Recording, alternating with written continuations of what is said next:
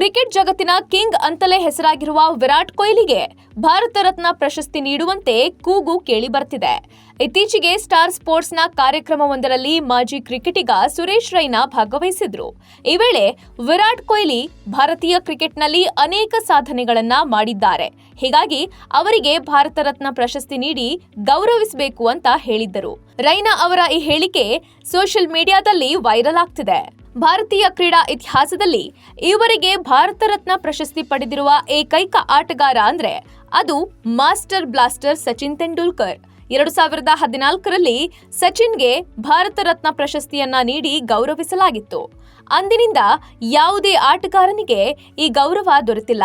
ಇದೀಗ ಸುರೇಶ್ ರೈನಾ ಕೊಹ್ಲಿಗೆ ಭಾರತ ರತ್ನ ನೀಡಬೇಕಾಗಿ ಒತ್ತಾಯಿಸಿದ್ದು, ದೇಶದ ಅತ್ಯುನ್ನತ ಪ್ರಶಸ್ತಿ ಪಡೆದ ಎರಡನೇ ಆಟಗಾರ ಕೊಹ್ಲಿ ಆಗ್ತಾರಾ ಅಂತ ಸಾಮಾಜಿಕ ಜಾಲತಾಣಗಳಲ್ಲಿ ಚರ್ಚೆ ನಡೀತಿದೆ.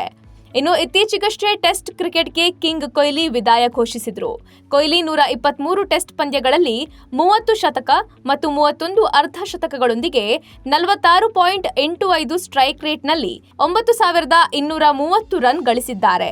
ಕಳೆದ ವರ್ಷ ಟಿ20 ಕ್ರಿಕೆಟ್ನಿಂದ ನಿವೃತ್ತಿ ಘೋಷಿಸಿದ್ದ ಕೊಹ್ಲಿ ಇದೀಗ ಟೆಸ್ಟ್ ಕ್ರಿಕೆಟ್ಗೂ ಗುಡ್ ಬೈ ಹೇಳಿದ್ದಾರೆ.